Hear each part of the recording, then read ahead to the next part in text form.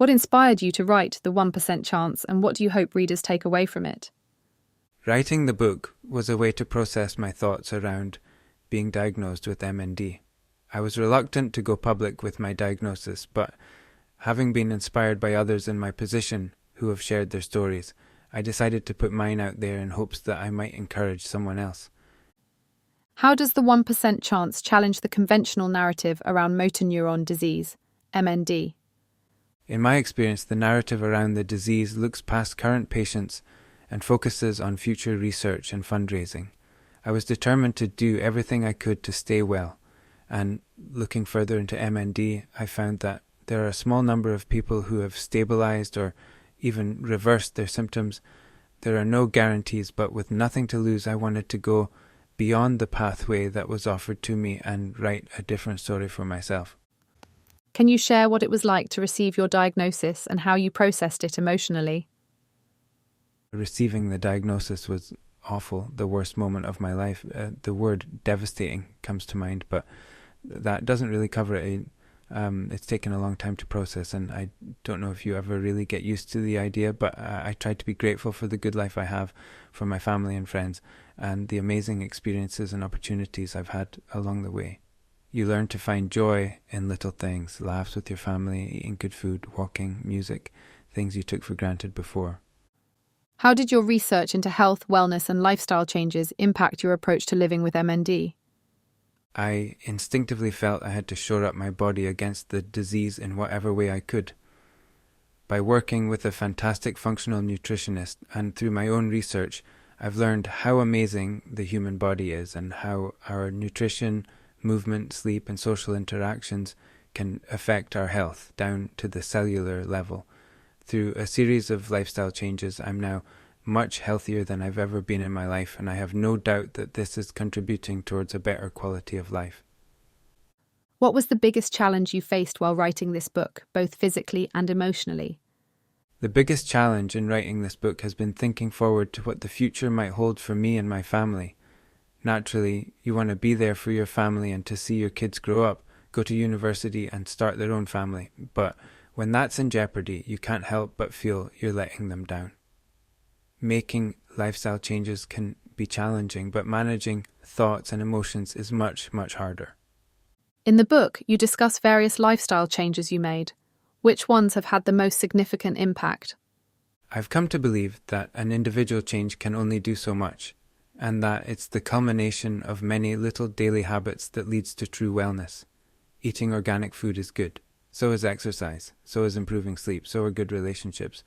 But to make a significant difference, we need all of these things working together to give our body the resources it needs to thrive.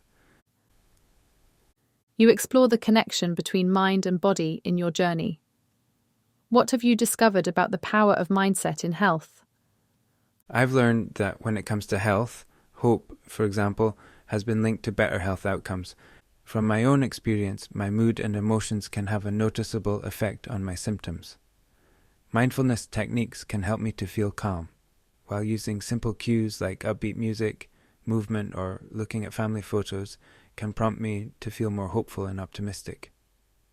When I'm feeling positive, it's easier to stick to my wellness routines, which helps me feel good in my body, and this, in turn, feeds back into my mood, emotions, and symptoms. Were there any unexpected sources of support that helped you along the way? The most unexpected sources of support have been strangers I found online. Just after I was diagnosed, I reached out to a lady living with MND in America whom I'd heard on a podcast. Her advice has been invaluable, and I recently discovered Aaron Lazar, a Broadway performer who uses his platform and gifts beautifully to promote a positive message around his diagnosis. These kinds of allies, people who are bold enough to challenge the entrenched narrative around the diagnosis, mean the world. What advice do you have for people struggling to open up about their diagnosis? I also struggled to open up about my diagnosis, fearing it would make me look weak or that I might become an object of pity. What inspired me to open up was the example of others who were brave enough to talk publicly about their own journey with MND. Hearing those defiant voices gave me so much hope and strength, and if I speak out, then maybe I can pass the torch of hope to the next person who needs to hear it. The title of your book focuses on the concept of hope. How do you define hope in the face of adversity? I believe there's no such thing as, quote, false hope. Without hope, life seems empty and pointless, whereas hope is enlivening, allowing you to live with confident expectation that things will be well.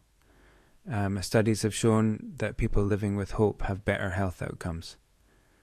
How do you handle uncertainty and fear about the future?